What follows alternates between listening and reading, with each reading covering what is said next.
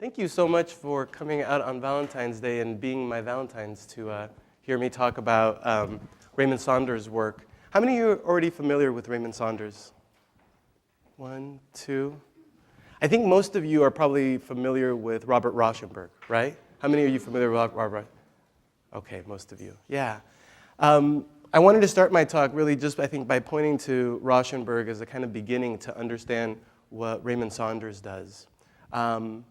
As you heard, I was a student at the California College of Art, and that's actually where I got to meet Raymond Saunders. He was kind of a big personality on campus and a really important professor that we all tried to sign up for his class. And then finally, after years of trying, I actually got to be in his Art as Verb class. And then later, he was really instrumental in making sure that I got to study abroad in Rennes, in the Beaux-Arts there. So really impactful, and I think when the museum asked me to talk about a piece, they asked me to find a piece that I had a connection with.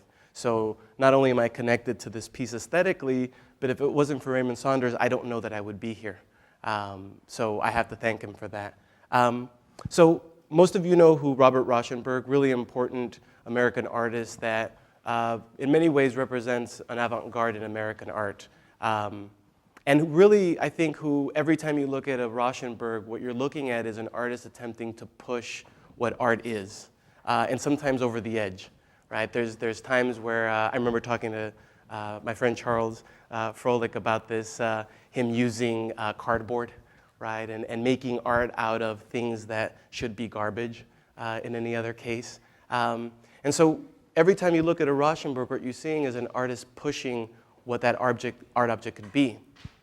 Every time you look at a Raymond Saunders, what you're looking at is an American artist practicing a very American form, which is jazz, right? So where Rauschenberg is thinking about breaking something, Saunders is really thinking about how do I create an ensemble, how do I create a song, how do I create an action that brings together very disparate elements, right? And I think even just by looking at this painting, and this chair, by the way, is part of the painting, there is no specific center to the work. And I think that's really a very American aesthetic. We've removed the kind of hierarchy from the picture plane that you see developing in Europe since the Renaissance, right? And before the Renaissance, actually. And here, I mean, where do you start with this painting? Looking at it, when you looked at it, what was the first thing one of you noticed? The palette knife, right here? I saw where it said one pair at the top. One pair up there, yeah. Okay, so where else? Yellow X. The yellow X, yeah. All right, did anybody notice the chair right away? I mean, who's gonna sit up there, right? It doesn't even have anywhere to sit. So in many ways, when I took Saunders' Art as Verb class, it was the first time that I realized that I was interested in painting not just as an object or a thing, but an idea.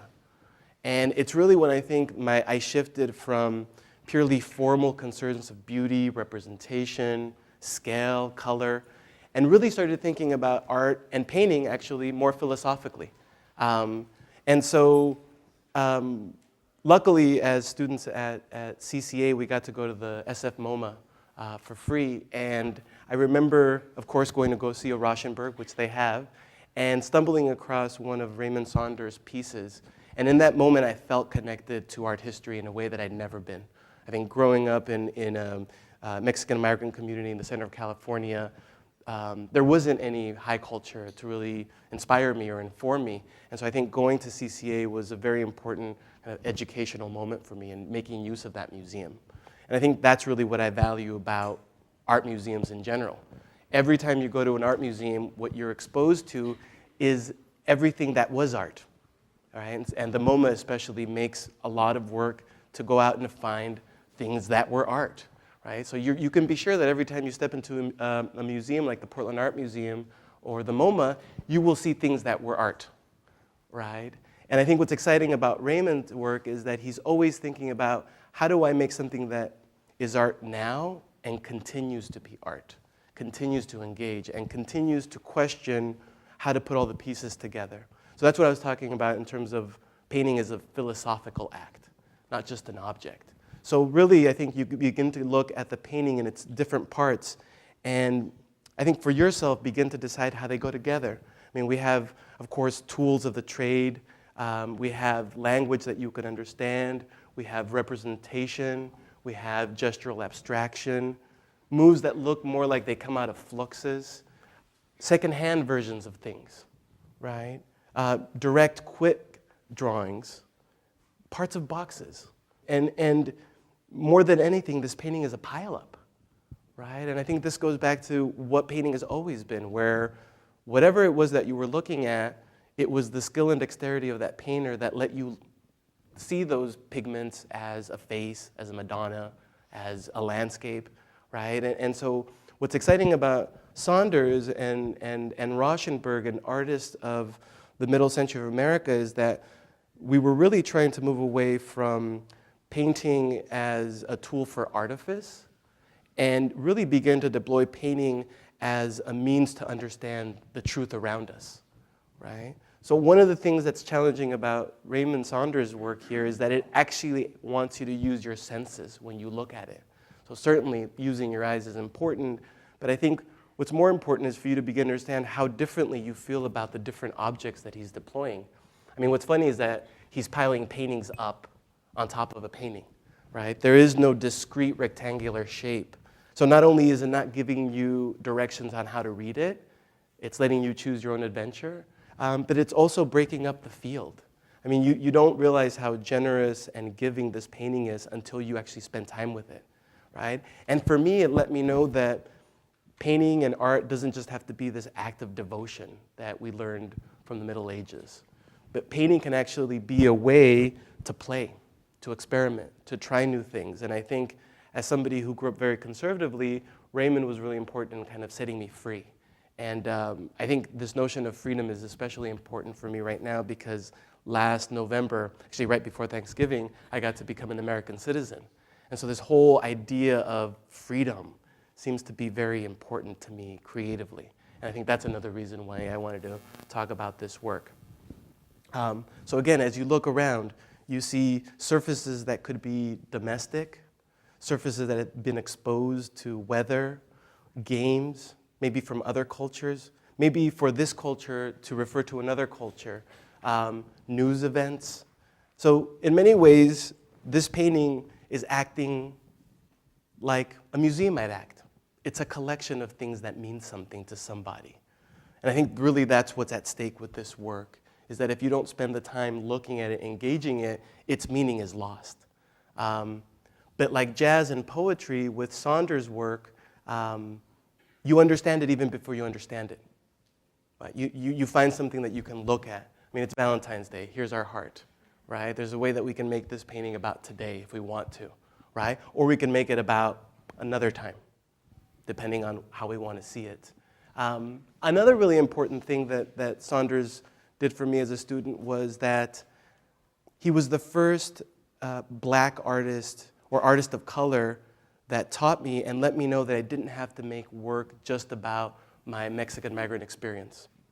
He of course, encouraged me to delve into it, understand it, because I think as artists, our experience is the most valuable tool we have. And our ability to see the world with our own eyes and relay our experience is actually what people look for, because they want to learn how to do that, right? But he said, don't be limited by that.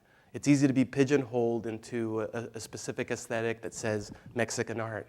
And I think one of the things I've really valued about Raymond and actually about living here in Portland, the Pacific Northwest, is I get to define my terms. I get to tell you what I think it is to be me and live in this experience and go from a very traditional indigenous Mexican village to a modernizing migrant community that was making sense of very distinct cultures. And then now coming here, very much being interested in this pioneer spirit of the Northwest, where it's the end of the road. You have what you have and you make use of what it is and you make the most of it. And I think it's that do-it-yourself spirit that I see in this work as well. I mean, there were stories on campus that if you weren't careful, Raymond was going to steal your painting and put it in one of his, right? And so right away, there's this conversation about the value that we all kind of create around our work. Every time we as artists make something, what we're saying is this is valuable, this is beautiful, and this is worthwhile and meaningful, more than anything else around me. And Raymond, if anything, was the first one to introduce me that an artist just doesn't need to make things. An artist can also make ideas, make a context for those ideas. And in many ways, what you're looking at is a curated exhibition of things other people made that then Raymond affixed to the surface of this board, and by using the marks that he knows how to make, made it his own, right? And I think that really goes back to this notion of American freedom and how a lot of times we don't have to make anything. We're just taking things that other people made and recombining them. And each of us has our distinct identity because of how we mix those signs. Does that make sense to you all? Yeah. I mean, again, you might think it's just a hot mess when you look at it at first, but like Charles talked about, there's things that Raymond is doing to help you organize the picture plane and giving you resting spots, right? Maybe some of us are drawn more towards a kind of cool modernism. So maybe some of us only think about art as being pictures of things. But I think what's more important is that no matter where all these distinct and varied objects came from, that all erases. Right? You don't really know where they came from. There is not a provenance for each of these different paintings. They don't each have their own label. And I think really that's the big challenge that I feel being a free American means. Is like, what will you remember and what will you carry forward with you? What kind of legacy will you leave behind? What will you do with the freedom to choose? Will you choose not to do anything? Will you choose to make mistakes, experiment? Will you choose to push something to breaking it? Or will you choose to make jazz, right? And I think that's really at the core of Raymond's work still. And I think not that Raymond isn't interested in talking about his identity as an African-American artist, but I think for him it's just a starting point. I think that's really something that I'm really trying to negotiate now, that the enculturation worked, right? I came here, I got my education, I built a career around my art practice, and now I think pieces like Raymond's help me renegotiate how I move forward. You know, what moves am I going to make? What's the next step? And given the variety of tools that I have at my disposal, what is it that I'll do? And I think for me, the challenge in this piece is to understand what's essential, valuable. I mean, there's this beautiful, almost like talisman object, right, that seems like a fertility figure. And it's easy, I think, to not see all of the pieces in this painting. So I'd encourage you, when you have time, to come back and really just take your time looking at the piece. Today we didn't get as much time as I think I'd like you. Questions about what I've said so far? I know I probably did make sense at some point, so there's something that you want me to repeat. Don't be shy. Charles? Can you talk a little bit about the progression of Raymond Saunders' work, like how much proportion of his mark to other lifted work you've seen, or? I recognize his mark making because being a student at CCA, he tagged up the school all the time. I mean, he had a painting in our cafeteria that was very similar to this black background. So it's easier for me, I think, to point out little choices that he's made. I don't know that he made this mark here. It might have been something that he found, but I know that this kind of drawing, the silhouetted drawing, the kind of unfinished rendering is something that he utilizes often. Paintings like this, I could point at and say those are found objects, ready-made, right, that somebody else made and he's appropriating. This begins to feel something that he constructed for this specific painting. I don't know that he made the chair, but I know he made the choice to create a dialogue with furniture and a painting. And for me, this is key because it makes you realize that what a painting is actually furniture. It's wood with fabric stretched over it, or it's a panel that then has layers of paint on it, decorating it, right? And in many ways, that's why a painting works if it's furniture. And I think that was one of the things as a student is that the challenge was to go to the SF MoMA and try to figure out what he made and what he appropriated. But I think one of the things about, especially contemporary art, appropriation is a way to make, right? To say something is valuable and you want to put it in your picture plane, I mean, that's almost common today. We do it on a daily when we're online and we're looking for images of things, and then we want to bring them into the studio. I think for Raymond's work, he was almost foreshadowing the kind of sharing culture that we have on social media now, where somebody has this little thing over here and somebody gives you that. I mean, I'm always getting, nothing from my friends because they know I'm interested in nothing. So I'll get a poem about nothing. I'll get a blank page from another friend, a lecture about phenomenology from another friend, right? And I think that way of piecing it together is something that Raymond really does. But I think your question always also gets into this notion of authorship. And I think what's really great about Saunders' work is that he gives as much as he takes. And so that's why I think I pointed to this piece acting more like jazz works. It's always a give and take between the musicians that are playing with each other. I mean, there's a skill set, so I think he's showing you his skill set. He's saying, I know how to draw, but I also, by the way, like to steal, right? Did that make a little sense? Okay. Yeah. I really like the way you speak, and I like your experience of talking about art as not as a black and white, or not as an art or a profession or a career. It's very liberating the way you speak about your education and your involvement in the art. Do you see, now that you're out of school and not under the influence of different artists, and as yourself seeing that is the same as it was in school? Yeah, I think I was a really bad student the whole time. I went to a lot of school.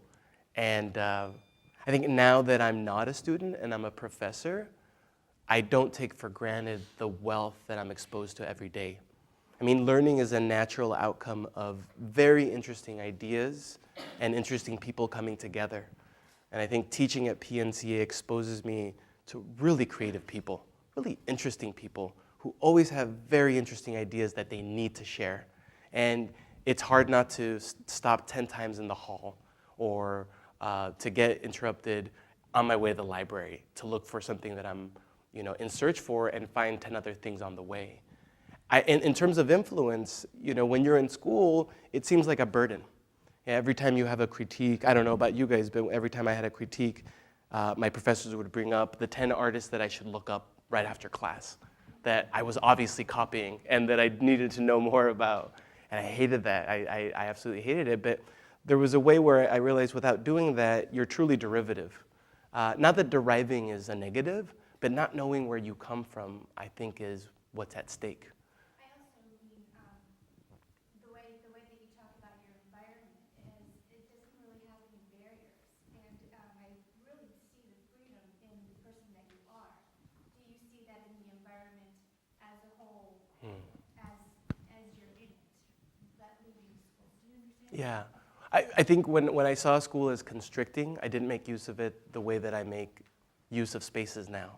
I was talking to our librarian, Dan McClure, before you guys got here about how I really value how as an artist I can make any space a learning space. Of course, the museum is the place where I come to look at what art was. I'll go to Pica or a coffee shop or a street performance to see what art might be today. But I think my philosophy is that art doesn't really ever exist. It's a thing we constantly have to make for each other. And once we've made it for each other, then it was art, but then we have to figure out how to make it again. And I think that's where this form of jazz seems interesting to me. Not that I'm a jazz player, I'm not even a musician, but I think it's one of those true American forms where you're drawing from the influences maybe of the old world, but you're really making use of the instrument you have and the skills you have. And I think dealing with influence is a huge anxiety, I think, especially for young artists, for American artists, because there's a myth of genius that we all carry. And I think maybe what you're feeling is not being anxious about that, but really at this point, trying to do my research and trying to really connect with as many artists that have kind of got me here. So rather than just play chords unknowingly, and because it feels good, At this point, I derive a lot of joy from knowing about chord structure, Pythagorean theorems in terms of sound and how geometry breaks down. And I think what this piece also gives you is a lot of opportunities for granular experience. Actually, all the pieces at the Portland Art Museum give you an opportunity for a granular experience, so that you're not just looking at an image, it's an object, and it puts pressure on you. And again, sometimes you walk into a gallery and it's just one piece of artwork, and it puts enough pressure on you as well. I think here what's interesting is that there's a lot of pieces that can relate to each other. And just by a quick glance, you can see that all of these things are referring to popular forms, right? And you can infer a greater meaning that way.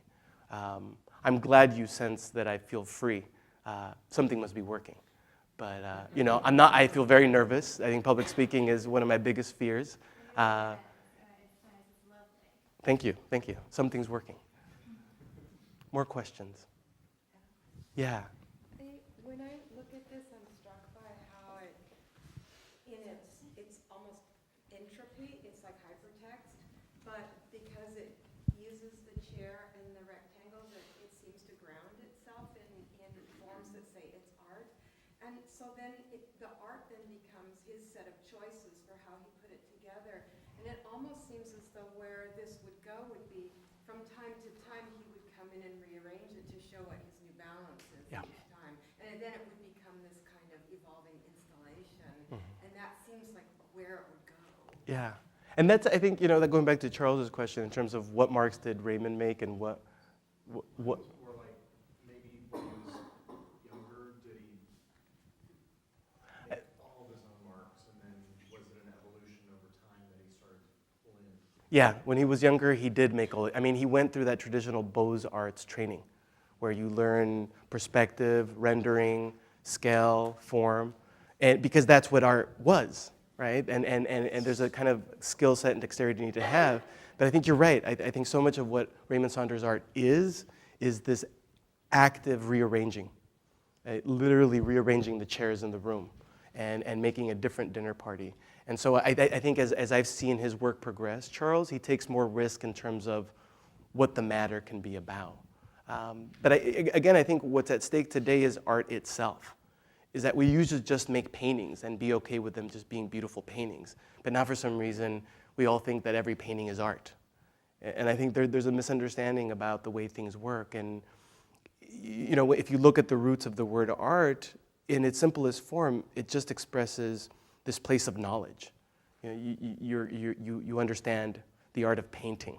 Right? You have knowledge about its practice. And I think for us in America, maybe everywhere, art has become synonymous with value and importance and meaningfulness. And I think we have to be careful not to use those words interchangeably. I think when something is valuable to you, just say it's valuable to me. Not because it's art, but because maybe it's a common object that brings meaning and order to my life every day. Does that make sense? And I think that's really, what's radical about this, is that Raymond also gets us to look at common objects in a transformed manner, right? All of us can go to Chinatown and get one of these Chinese checkers boards. Why is it art when it's here? Well, it's art because an artist who paints decided to put it there, and then a curator for the museum decided that it was art for the museum, right? And then you paid admission to go see art, so right away, that's what makes this art, and not just any other common object, right? Or maybe not. More questions? Yeah. As I'm looking at this, I keep trying to find a narrative or something common that threads it all together. And the closest I can find is that there's 4 hearts, but they're all in the same quadrant. Do you think this piece? Say that again? Oh, I'm sorry. I keep noticing, the closest I could get was that there were 4 hearts in 4 different parts of the piece. Do you think this piece is meant to be understood? I think this piece is meant to be felt. Like a poem, right? It's something or like jazz, something you hear, right? So poetry and music really are something that we grasp through our ears. And my ears don't have earlobes, or they do have earlobes, but not ear lids, right? I can't help but hearing certain things. And I think the title Assemblage, I think, gives you a sense that maybe there isn't a specific kind of story or a linear narrative, but it's this kind of commingling of things, right? And I think assemblage also speaks to the manner in which it's being made, right? So it's really speaking about this form. For me, then, it becomes metaphorical, right? And a kind of symbol of a greater kind of transformation is that alone, any of these things aren't assemblage, this piece, but through their coming together in the lowercase assemblage process, something more and more meaningful and maybe more beautiful has been created. For me, I think this is about beauty and about feeling what beauty can be, right? Because I think, again, some of you might throw something this away if you had it in your house. But given the right attitude, something that you thought was garbage maybe becomes really significant. Maybe it was the last piece of garbage one of your loved ones created, and now it becomes an artifact. Does that make sense? Yeah. What else, you guys? What do you see? What are you feeling in this piece? The first feeling I thought when I looked at it was home. Mm. Because if I were to go home and I would walk around the house and gather sentimental things and bring them into my kitchen where the chair comes in, and just a little bit feels like all of this needs to be in the kitchen for me. And on a table, little bits and pieces, the board game that you played when you were a child, little pieces of art from past, maybe your grandma's painting, just a collaboration of things that have sentimental value. I love that. I love that you went to like a domestic space, like a kitchen. I think all of these things have some sentimental value. Like that, the print and the chair and the little drawings and chalkboard things, it just all make me feel like it's all in the kitchen. Yeah. I mean, to me, all these things are little sweet nothings. I mean, they're what they are, but they're whatever you want to make them, right? And I mean, a lot of times we just don't make anything of them. And I think that's the travesty. And it's a practice, right, to really give things the time where you feel the things, not just know them. And that's another thing Dan and I were talking about. It's like, why every time we're in a city, we need to go to that place, you know, and look at that thing that we've only seen in images. And it's the thing, well, how things look and feel can be very different. This room may look a certain way, but it sounds completely different. And I think that's where the feeling, I think, arises for me. Yeah. To me, the entire work is a large effort to hide sentimentality. And the heart is the little sort of daguerreotype of the woman that's almost hidden by the palette knife. So it's like it's a portrait, but everything else is to hide the fact that there's the sentimentality, it's mom, or it's beauty, the beautiful woman, and everything is this elaborate frame to distract you and to see how much work you'll put into finding that again. So the pileup that I pointed to earlier really being about obfuscating her and concealing her, maybe protecting her, right? But yeah, I mean, the more you feel this piece, the more that you can read what the different objects could mean. I think here it's an easy way to point to Chinese culture or this kind of popular Chinese culture, right? Mexican oilcloth could give you another way to look at it, right? It begins to feel like San Francisco to me a lot. You had a question. Oh yeah, I was interested in how you were talking about jazz as a very sort of American way of reading art, and I can see it, I suppose, in a piece like this. It's very mixed media, sort of free form.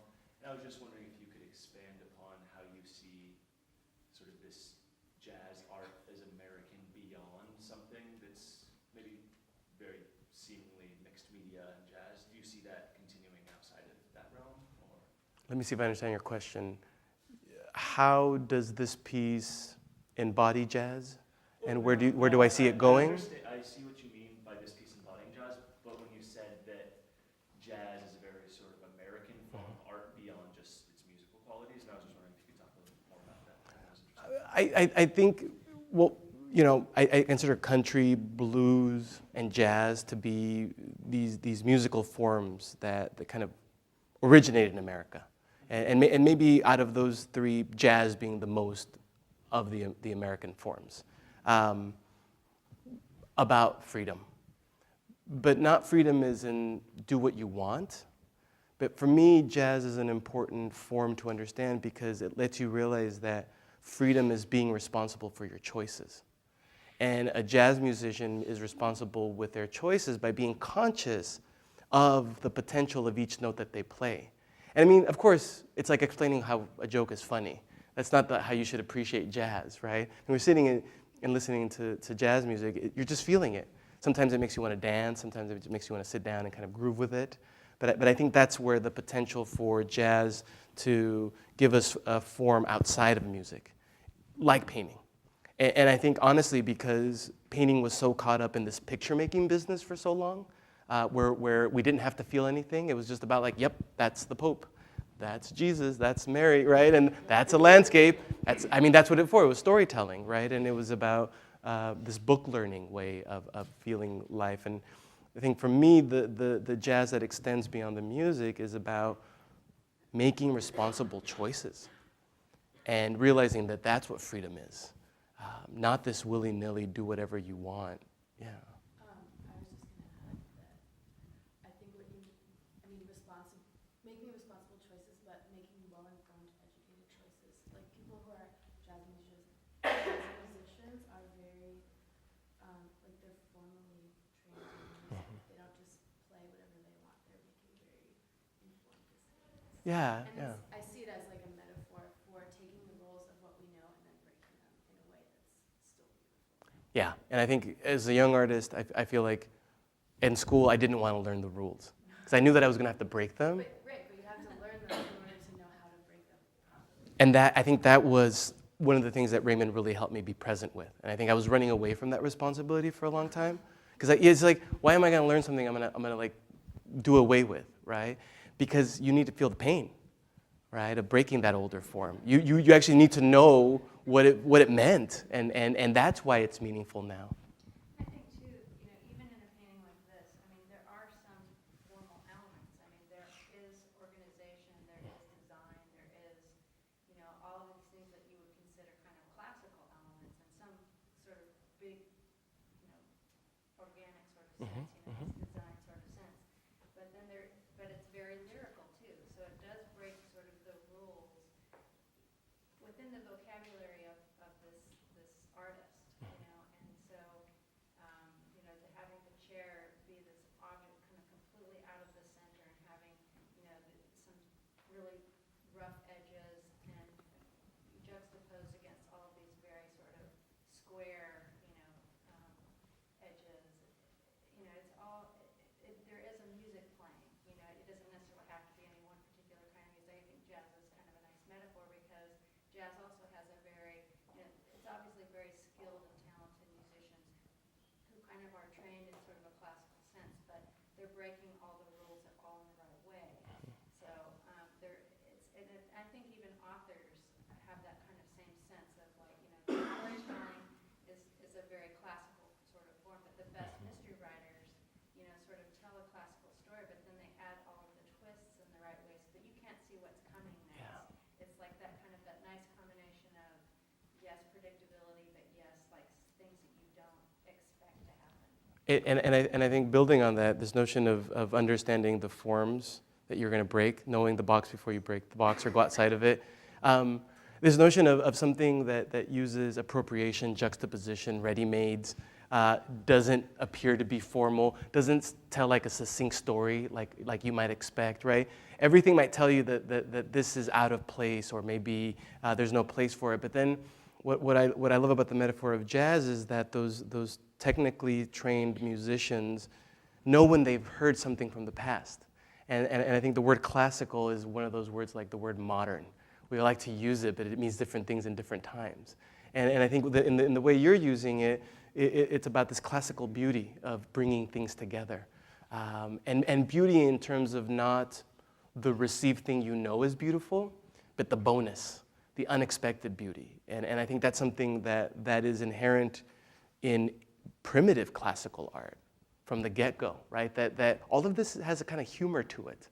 And we're all talking about jazz musicians like they were like the pinnacle of society in a way, but I mean, they lead rough lives, right? They're present with the street in a way that Raymond really wanted to give us a sense, right? I think the myth that he wanted us to get was, I walk around the streets at night picking up this garbage and making it art. Yeah, question. What was the painting painted? This painting was from 1991.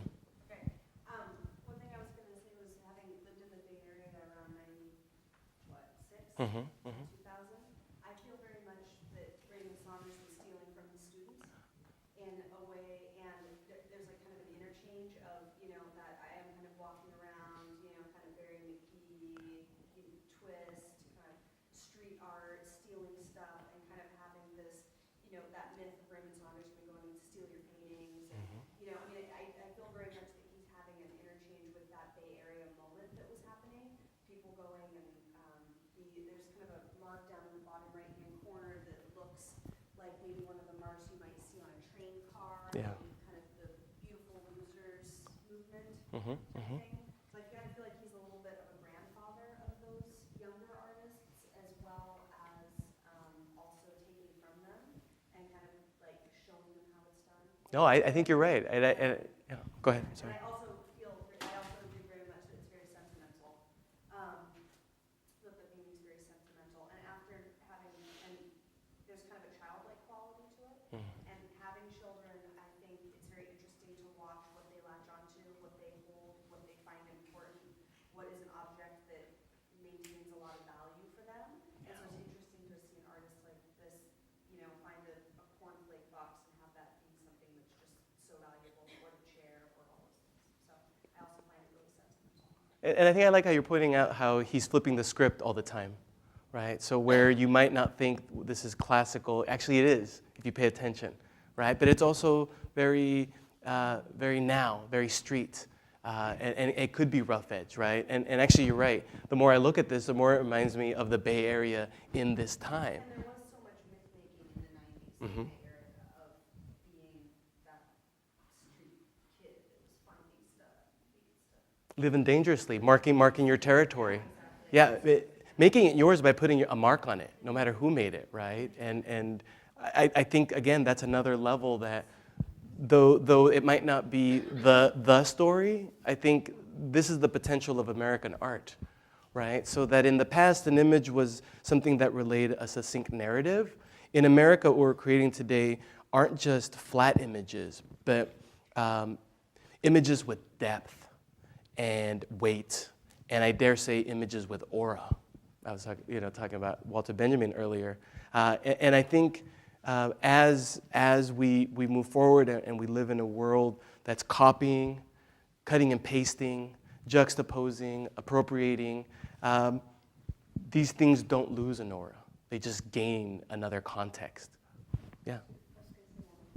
I think having some perspective on it now, the 90s was very much a time about taking things that had no value and making them have value, and kind of pushing aside everything that was like rich and fancy, and that was very 80s. So that was the time to push that aside, and you get these bands like Nirvana and all these kind of gritty things in the street and creating this myth. And I see that very much in this painting. And now we're moving more towards, displaying our wealth and being shiny and fabulous again, not having as much myth making. It'll probably flip back. I mean, do you guys agree? Would you find things like this at a secondhand store? At Salvation Army? Yeah, I mean, I think you're right. Question. And then another question over here after that. I was wondering if you might be able to talk a little bit about the panel on the top right, because I'm getting like a very cautionary feeling from it, and even though I think visually it's like the least interesting part of the picture for me, my eye is constantly drawn over there, and I can't focus on the things on the left side if I want to. And I don't know if you could maybe I think, expanding a little bit more on this notion of the way that Americans are developing what an image could be. We're very image conscious in a way that's different from Europe. I think rather than being interested in sustaining a static image, as maybe old world powers might be interested in, and showing that wealth, I think an American image maker is interested in making the static image feel like it's moving, right? And for me, actually, that's one of the reasons why this part of the painting is so important. First of all, I think it gives you the opportunity to relay this alien next to it, right? That's outside of the picture plane. Imagine now if the chair was on this side where all the busyness is happening. It would kind of get lost over here. Also, I feel like the right side might feel a little thin. Yeah. So but again, I think it's Raymond's mastery of not only making use of that mythic identity. So already he's not limited by his identity as an African American male from Pittsburgh, right? He's not just interested in making that, but he's actually renegotiating where he is now in this time in the Bay Area and becoming really part of that. And like you were pointing out, making use of that throwaway or secondhand culture, right? But again, I think he's a classically trained artist. So he's just going to do the thing that makes your eye move. I mean, because images don't move. Even when we think they're moving, they're not moving. It's always a single thing, right? So how is it that these things can have motion? Well, you can simulate motion by moving things through video, or you can change the person's mind about what they're looking at. Does that make sense? And I think that's what the work does for a lot of us. But like, I just still feel like it's like I understand why you're saying that, but it's still kind of like almost distracting from like the other parts of the picture. For me, it's like it's definitely moving my eye, but I don't know if it's in the right way. It's like making sticking my eye there. But And also just my angle, so I don't know. I think at that point, it would begin the line of inquiry of what if the shape was bigger? What if it was just yellow? What if it was not a shape that color? What if it was circles? What if it was squares? What if it was closer to an Albers, right? What if they were different yellows that were similar, right? And you begin to enact a kind of inquiry on the object, right? And so it might not be moving, but you're moving around it. I had a question here and a question there, yeah. You talked about how there was this like myth that he was stealing people's stuff, and I was wondering if you knew about his actual process, about whether he collected things for a certain painting first, or whether he like collected things that he thought had value or were interesting and then like incorporated them into the painting. The seminar that I took with him, Art is Verb, actually he really talked about his process in that way, where kind of as mentioned earlier, he developed a whole vocabulary on found objects that he would just amass. And I think in the studio would really pull from different sources depending on that piece. But I think he never was interested in over-determining how the things were going to play out. I think there's other pieces that are a lot more spare than this one. I think this one is about, Assemblage is really much about this construction of the image. Other times it's a large expansive black underpainting with a single newspaper clipping in the center. And that really puts a lot of pressure on both the external shape and the internal image. I mean, a lot of what he's doing is trying to upset the easy relationship between foreground and background. I mean, I know it sounds like really utilitarian, but we have to be honest about what art is. It's a design object. Right? And all art is designed to make you see something, feel something, or to change your behavior. I guess this is all about like how clever you are at hiding. Yeah. I mean, or if you want that or not. Yeah. And I think he's very Duchampian in the way where like he's never interested in making a rule that's going to make him not be present with his choices. And he would rather let go of what he knows how to do and try something new. And I think upsetting the status quo. So this notion of the myth of him, lifting something from the studios also gave us a way to value what we were doing, right? Wait, why am I not seeing this thing I made in the same way that he is? What is the skill that he's bringing to it, right? And I think he has a free attitude about what can happen. It brings into question things that Richard Prince's work and other appropriations bring to work is whose art is it anyways, right? What did you really make? And I think for Saunders, he's interested in upsetting the production of art. Does that make sense? And then there was, yeah. I can get past this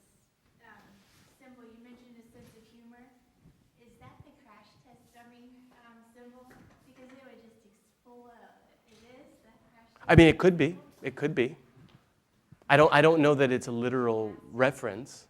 I think what it is actually a geometric painting, right? But again, I want you to notice the different needs you have for understanding this painting. Does it mean something? Is it about something? Is it telling me a story? Is it classical? Is it contemporary? These are all the questions we ask a work when we don't know how to feel about it. There is no priori to confirm, right? There is no place for us to kneel and pray in front of this thing, so it's not like a devotional image, right? How do we deal with it?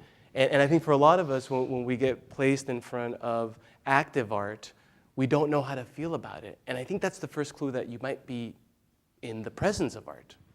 And so you should step up to it.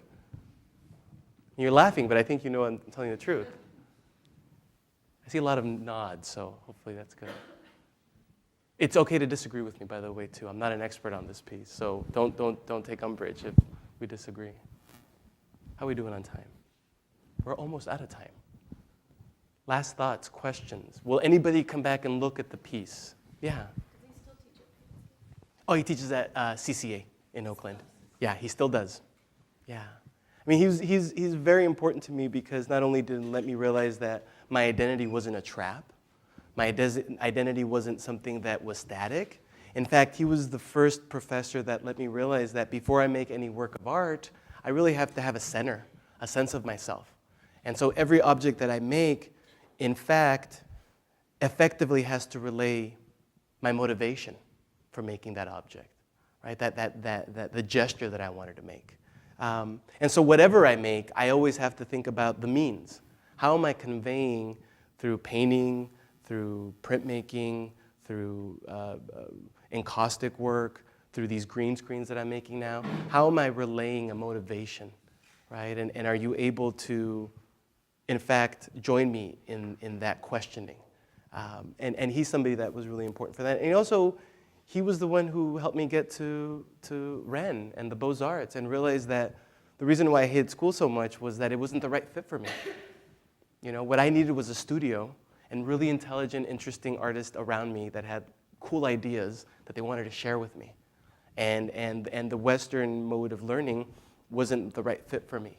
And so one of the things I try to do now as a professor is, instead of teaching to the art, teach to the artist that's in front of me and understand what's their motivation for learning about art or wanting to learn their craft. And so, you know, Raymond not only is making this piece of art for us to enjoy, but as a professor, he was so monumental in terms of setting me on the right path in this conceptually driven practice, where I'm using this older form of painting, but I'm trying to say things that I haven't heard before, because I want to feel things that I haven't felt before. Thank you all so much for joining me on Valentine's Day. It was a real pleasure.